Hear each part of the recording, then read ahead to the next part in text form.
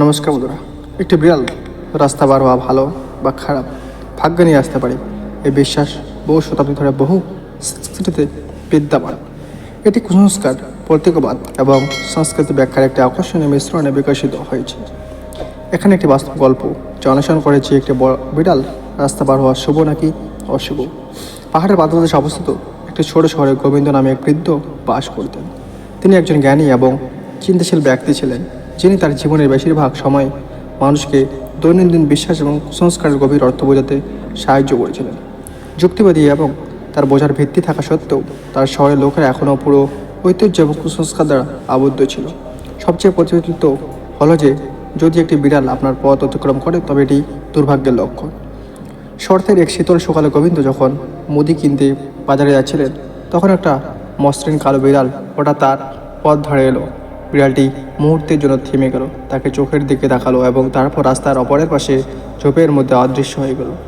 একজন পথচারী হাঁসফাঁস করে দ্রুত দিকে পরিবর্তন করে অশুভ লক্ষণ নিয়ে বিড়বিড় করে, ওই পথে যাবেন না গোবিন্দজি, বিড়ালটি আপনার পথ অতিক্রম করছে, এটি অশুভ, দুর্ভাগ্য, অবশ্যই অনুসরণ করবে, লোকটি সতর্ক করে দিয়েছিল। গোবিন্দ লোকটির দিকে সদয় হাসলেন, কিন্তু দ্বিধা ছাড়াই একটি রাস্তায় হাঁটতে থাকলেন। যখন তিনি বাজারে পৌঁছলেন, তিনি তার মুদি কিনেছিলেন এবং কোনো দুর্ঘটনা ছাড়াই বাড়ি ফিরেছিলেন। সেই সন্ধ্যায় যখন সে তার বারান্দায় বসে তার চা উপভোগ করেছিল, তখন একজন প্রতিবেশী তাকে দেখতে আসে।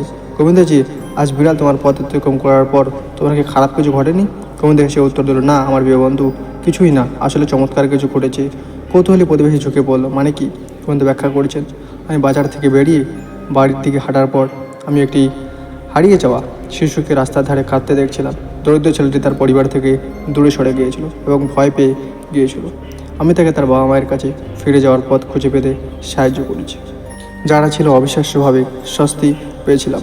তার কাছে আমাকে বলেছিল যে আমি যদি না আসতাম তবে তারা তাকে কয়েক ঘন্টার জন্য খুঁজে পেত না। আপনি দেখেন, বিড়ালটি আপনার জন্য দুর্ভাগ্য নিয়ে আসেনি, কাউকে সাহায্য করুন। প্রতিবেশী হতবাক হয়ে গেলেন, কিন্তু গোবিন্দ চালিয়ে গেলেন। কুসংস্কারগুলি হলো বিশ্বাসগুলিকে আমরা এমন জিনিসগুলিকে বোঝানোর জন্য তৈরি করি যা আমরা নিয়ন্ত্রণ করতে পারি না। একটি বিড়াল রাস্তা পার হওয়া থেকে ভালো বা খারাপ নয়, আপনি যা পারে করতে চান সেটি পার্থক্য তৈরি করে। আপনি যদি এটিকে একটি চিহ্ন হিসেবে দেখেন দুর্ভাগ্যের জন্য, আপনি এটিকে সুযোগ মিস করতে পারেন। তবে আপনি যদি এটিকে উপেক্ষা করেন, আরও ভালোভাবে এটিকে ইতিবাচক চিহ্ন হিসেবে ব্যাখ্যা করেন, তবে আপনার কাজগুলি ইতিবাচক প্রতিফলিত করবে। গোবিন্দের সাক্ষাতের কথা শহর জুড়ে ছড়িয়ে পড়ে এবং শীঘ্রই লোকেরা তাদের পুরনো বিশ্বাসগুলি পুনর্নির্বাচ করতে শুরু করে। একদিন একই কালো বিড়ালটি বাজারে যাওয়ার পথে আরেকটি গ্রামবাসী সুনিতার পথ অতিক্রম করে। গোবিন্দের গল্প মনে রেখে সুনিতা তার পথ না ফেরা বা পরিবর্তন করার সিদ্ধান্ত নেন। যখন সে বাজারে পৌঁছলো, তখন সে অপ্রত্যাশিত খবর পেল, দীর্ঘদিনে হারিয়ে যাওয়া এক বন্ধু শহরে ফিরে এসেছে এবং তার সাথে দেখা করার জন্য অপেক্ষা করছে। সময়ের সাথে সাথে গ্রামবাসীরা বুঝতে শুরু করে যে তাদের পথ অতিক্রম করে বিড়াল তাদের ভাগ্য নিয়ন্ত্রণ করে না। কিছু বিড়াল হয়তো খাবারের সন্ধানে পাশ দিয়ে যাচ্ছে, অন্যরা হয়তো খেলছে, আবার কিছু শিকার করছে। ঘটনার প্রকৃত অর্থ বিড়ালের উপর নয়, তাদের নিজস্ব দৃষ্টিভঙ্গি এবং পছন্দের উপর নির্ভর করে।